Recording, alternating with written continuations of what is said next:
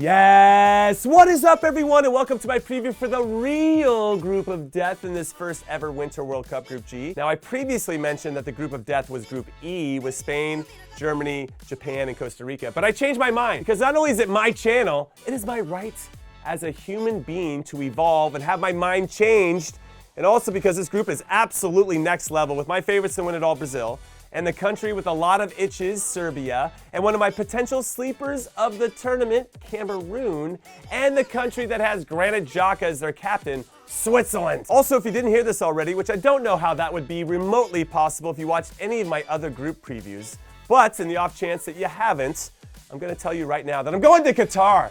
I'm going to be in Doha doing live pre- and post-game coverage on Twitter for Fox Soccer.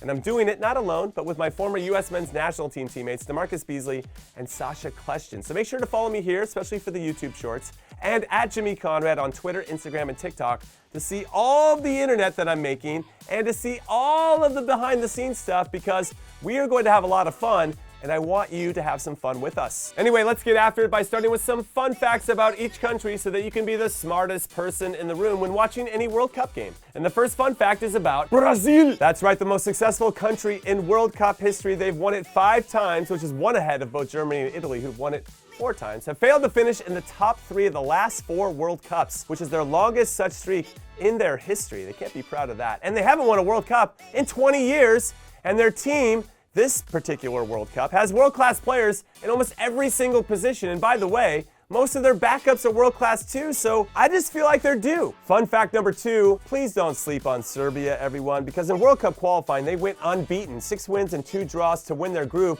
and to hold off a very talented Portugal team along the way to make that happen. So they got the automatic spot to Qatar. And they followed that up with success in the UEFA Nations League. They got promoted to the top group, so I don't know how else you're gonna say it, but the Serbians are on the up and up. Fun fact number 3, and similar to Serbia, Switzerland also went unbeaten in their World Cup qualifying group, finishing ahead of Italy, who had to settle for second, only to fail to qualify through the playoffs.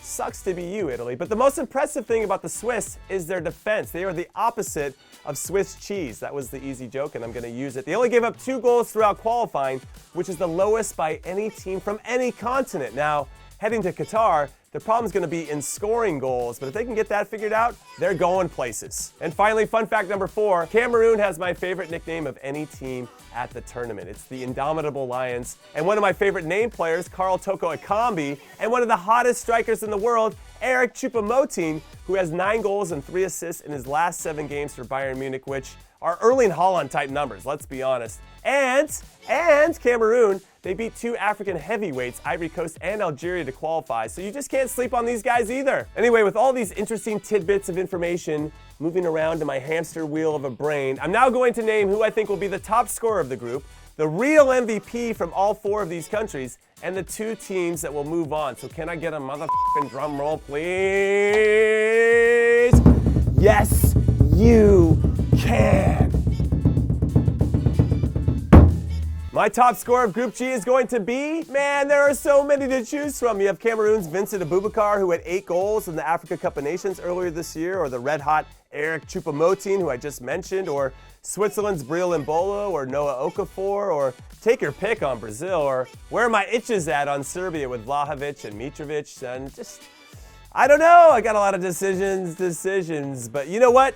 Because Neymar is only 3 goals away from beating Pelé's record of 77 goals for Brazil, which would make him the highest scoring Brazilian of all time, and with him stating that this might be his last World Cup, I think he's going to be super motivated to get after it, and he takes the penalties, right? And we know that Brazil are going to draw a few penalties, so I like Neymar. And now moving on to my real MVP, you know, the unsung hero that makes the little plays that make the biggest of difference to help his country qualify for the round of 16. Well, I'm going to say Swiss goalkeeper Jan Sommer. Now, I'm not sure if his country is going to get through the group because it's a really tough group, but if they do, he's going to be the reason why.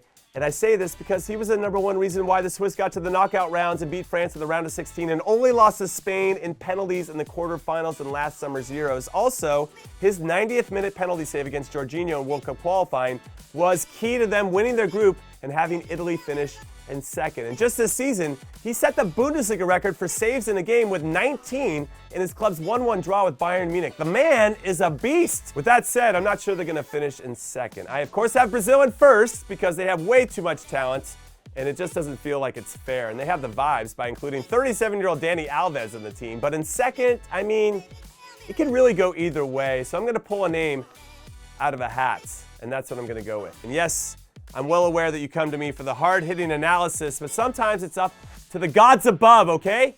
And I'm going to go with Serbia. So those are my predictions for Group G. What are yours? Hit me up in the comments after you hit like and subscribe. And please be on the lookout for my Group H preview dropping very soon. Later.